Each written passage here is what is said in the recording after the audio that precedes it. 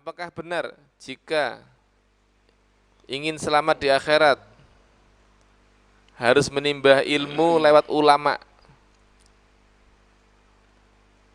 Dan apabila menimba ilmu agama lewat channel seperti radio, lewat YouTube, apakah tidak diperbolehkan? Soal hal yani yushtarat alaman yurid salamah fil akhirah, najat fil akhirah, an yatlubul ilm min alim wala yajuz ani wa hal la yajuz talabul ilm minal ida'ah minal YouTube yani. نعم، طلب العلم مطلوب لكل مسلم ولكل مسلمة، سواء كان بحضور مجلس العلم أو باستماع مجالس العلم عبر سوشيال ميديا، فإن ذلك عبر اليوتيوب عبر غير ذلك من الوسائل.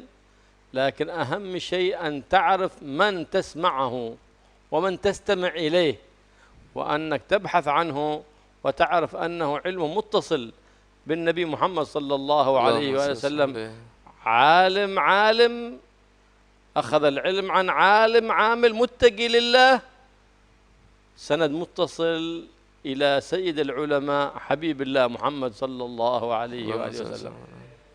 فلا بأس حتى أن هناك يكون اتصال بين من تسمع عنه وبين من توده وبين من تحبه ممن تسمعه وتستفيد منه، لكن احرص على دينك واعرف ممن تستمع.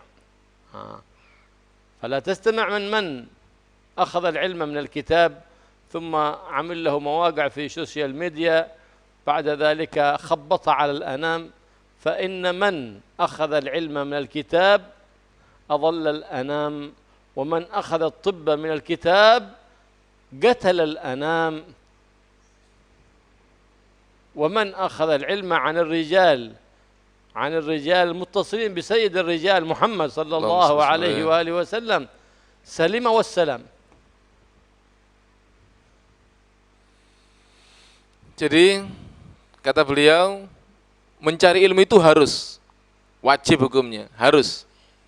Setiap manusia yang muslim, setiap insan muslim wajib mencari ilmu.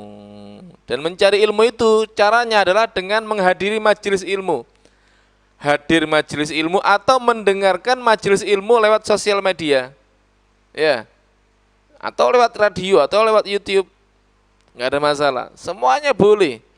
Cuma syaratnya satu. Kamu harus tahu siapa yang kamu dengarkan ilmunya itu. Kamu harus tahu ustadz siapa ini yang kamu dengarkan ceramahnya ini.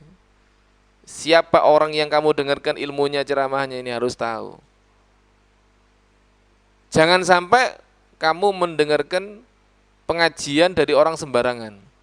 Harus kamu tahu, teliti bahwa orang yang kamu dengarkan ilmunya itu adalah orang yang alim dan mengamalkan ilmunya, dan dia mengambil ilmu tadi itu dari orang alim dan mengamalkan ilmunya, dan dia mengambil dari, terus demikian, alim mengamalkan ilmunya dari alim sampai kepada pemimpin para ulama yaitu Nabi Muhammad SAW.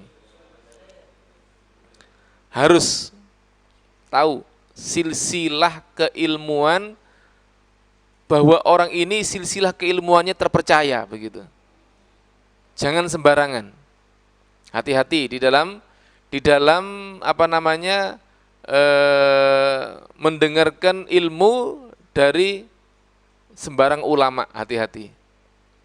Ya, sebelum kita mendengarkan ilmu dari ulama itu, kita harus tahu bahwa ulama ini adalah ulama yang terpercaya, yang ilmunya bersanad kepada Nabi Muhammad sallallahu alaihi wasallam. Dari ulama. Bukan cuma ulama biasa, ulama yang mengamalkan sampai kepada Nabi Muhammad sallallahu alaihi wasallam. Oleh karena itu harus berhati-hati dalam urusan agama. Ini urusan agama sebabnya. Ya, urusan agama. Nah, jangan mendengarkan ilmu dari orang yang cuma baca buku. Karena ada beberapa orang itu jadi ulama dengan membaca buku. Orang yang menjadi ulama dengan membaca buku ini menyesatkan. Karena apa? Dia membaca buku, dia pahami sendiri, ya, dan akhirnya membuat rekaman YouTube, ya, di situ dia